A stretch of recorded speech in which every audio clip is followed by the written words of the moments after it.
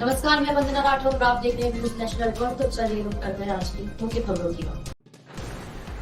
रीवा जिले के शिव शक्ति गार्डन में आज सहकार भारती के द्वारा प्रेस वार्ता की गई, जहां पर इस अधिवेशन के बारे में जानकारी देते हुए बताया कि कार्यक्रम में सहकार भारती और सहकारिता दोनों के स्थिति के बारे में, खासकर मध्य प्रदेश में सहकारिता में सहकार भारती की क्या भूमिका है, सहकारिता की स्थिति को सुधारने में सहकार भारती आने वाले समय में क्या प्रयास कर सकती है, अभी तक हमारी कैसी उपलब्धि रही है, इन सब पर चर्चा की जाएगी और आगे के 3 वर्ष के कार्यक्रम की रूपरेखा तैयार किया जाएगा। उन्होंने कहा कि सहकारिता और ग्रामीण जीवन की आधार है, बिना सहकारिता के समृद्ध ग्रामीण जीवन की कल्पना कर ही नहीं सकते, जिसमें सभी का योगदान होना जरूरी है।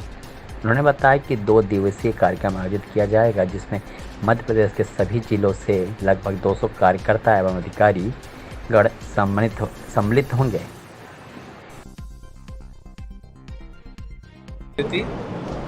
रहेगी।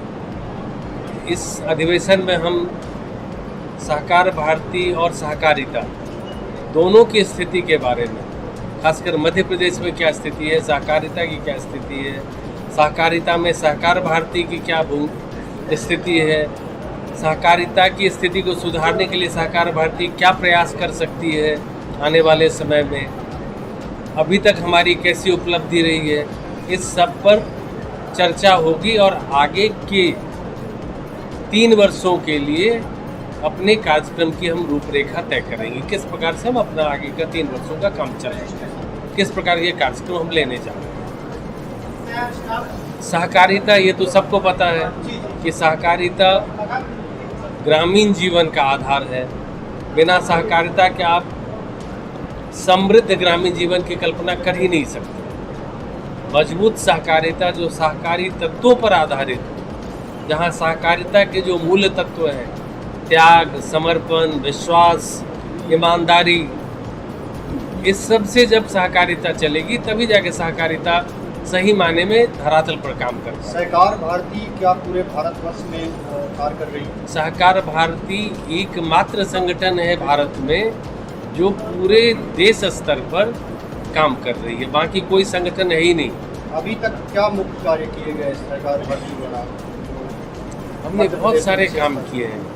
आप जैसे जितना आप देख रहे हैं परिवर्तन सहकारिता में, जैसे केंद्र में सहकारिता मंत्रालय, सबसे पहला अगर किसी ने मांग रखा था कि अलग सहकारिता विभाग या मंत्रालय बने तो सहकार भारती थे। सहकारिता क्षेत्र में